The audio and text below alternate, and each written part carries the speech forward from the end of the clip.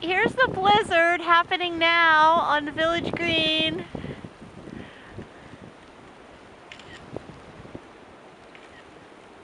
Oh my gosh.